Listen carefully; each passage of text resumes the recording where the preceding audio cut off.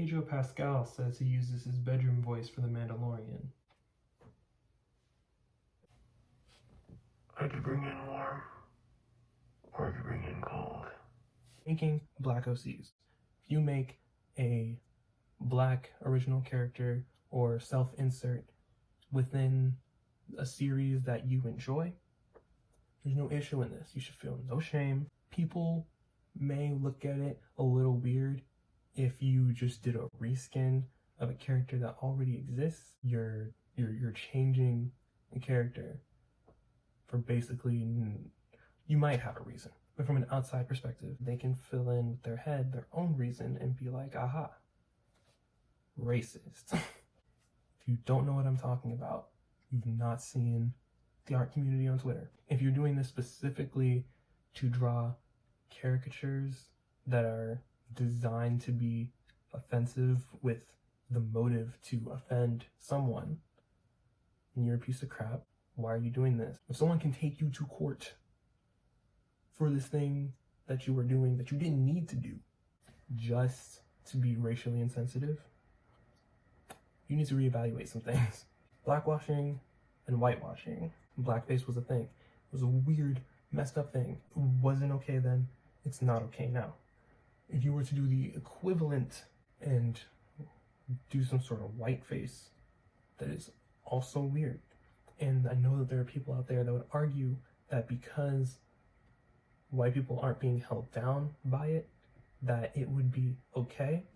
But that's literally the boys shouldn't hit girls, but if a girl hits a guy, it's okay argument. Hey, it's Micah from the future. So I'm rewatching this and I just want that the White Chicks movie was weird. It was a weird concept. It was a messed up concept, but it was made a while ago. While movies like that would not fly today, I do not think that we shouldn't copy them and then be black racists. The companies that own these characters should not be blackwashing and whitewashing these characters. If you go out of your way to take a character that is white and then recast or draw a new version of them that is just black because of the sake of diversity. It's not accomplishing anything, and it's really weird. I think a prime example for this is the show Titans.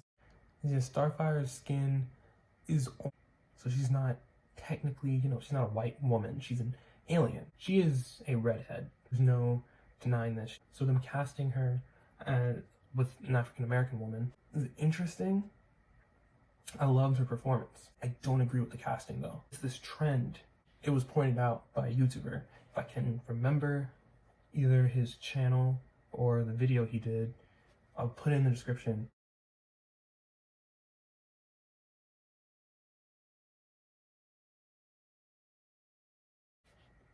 He went on this rant about how they're casting black actors and they're subsequently washing away all the redheads. He's stretching. It's not just characters with red hair that get recasted by black actors. It's not. But it was interesting when, and I'm gonna Google it again right here. I just typed Google into Google. Popular redhead character. So Ariel, first up. It's like a maybe she might be black in the future. Mary J. Electro, wrong universe. The Shocker is black.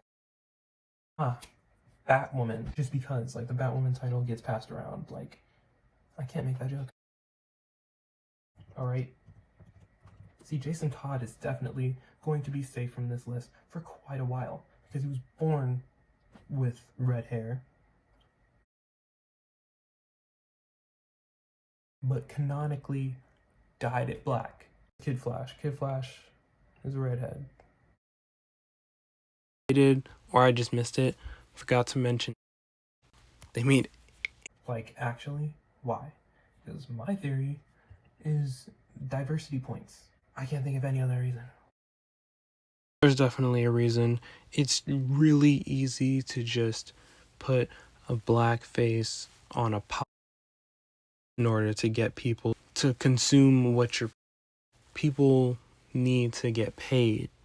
They can put out a story that everyone knows and loves, and now it's black. So now black community is going to rush out to try to enjoy Nick it. Fury. And the people that already know the story are but going to he be used like, to be a you know, it's light, different, but it's a story I really like, light. so I'm They going made him to... black, right? But then someone realized, like, the issue with just making Nick Fury black all of a sudden. And they wrote a story where it's like, there was the original Nick Fury, who was very white, and he, like, adopted a black son and then named him after himself. And, like, that is the Nick Fury we see in the current comics and in the movies. Now that, I'm fine with. Alright? Riri Williams, A-okay. It's fine. Alright? Some of these characters are better than others, but new black characters that are involved in their own new stories, they're cool. He cool. Cool dude, but you're not gonna go out of your way to just make Peter Parker black. With the Spider-Verse, there's a whole bunch of different Spider-Men, alright? Some of them are different races, some of them are from different countries. There's not just a, to my knowledge, there's not just a black Peter Parker. For a good reason. Peter Parker doesn't need to be black, he's Peter Parker. You can have a black Spider-Man, for the same reason you can have a black Batman, but you don't make a black Bruce Wayne, you don't make a black Dick Grayson, you don't make a black Jason Todd. It doesn't make sense. You can have a black Superman, but just please don't give us the reasoning that, oh, he's black so he'll absorb more sun this way, that it makes more sense. No, we don't need to erase white characters and replace them with new shiny black ones. We need black characters in black stories. If you can't think of any new ideas, hey, there's plenty of black ideas that are already out there. You don't need to just take out your marker and make the old characters brown. Miles Morales is a character. He exists. I will say, the Shocker situation in the Spider-Man Homecoming, I was okay with that because they had the original Shocker and then he like got blasted or something, and then they were like, oh, well, you were his subordinate, you're the Shocker now, and it just happened to be a black guy. Electro straight up being casted as a black man, as much as I enjoyed his performance, the casting was unnecessary. I mean, they were gonna CGI make him blue. Oh, that's a whole nother topic. Hold on. The video's not over. I'm gonna discuss that. Oh my god. So I'm a movie watcher. I'm not like a watch every single movie that exists type of person, but I enjoy watching movies. And it wasn't until my mom pointed this out to me that I realized, like, so many black characters, like, if they have like too much attention on them, they don't really get to stay black. It's weird. So like, the Princess and the Frog, alright? Tiana gets turned into a frog for most of the movie. And it's like, yeah, when we think of Tiana, we think Tiana, we think the Black Disney Princess, Electro. We're introduced to Max, that's his name. We're introduced to Max, this black guy whose hair looks like it could fly off in the wind.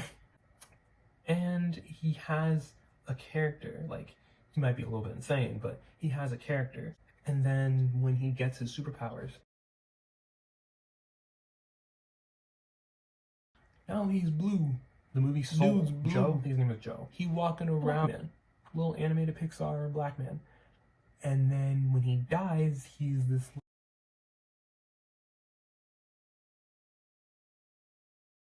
little glowing little blob, bluish. And he's like that for a big portion of the movie. Blue, light, teal. Will Smith looks cool, but then he could just get turned into a little blue pigeon. Like, what is up with them making black characters teal? It's the subtract effect. When you subtract the color brown, it comes out like as a stark blue teal, right? It's not just black characters. It's brown characters in general. Bro, freaking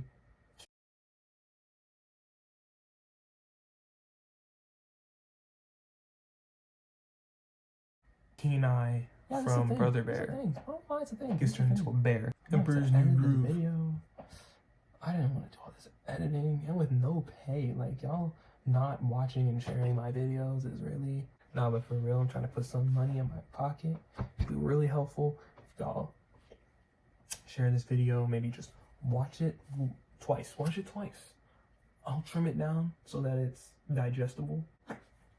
How's that sound? I can't roll my R's. Perro, rojo. R. Pare. I'll figure it out. Rojo. Perro.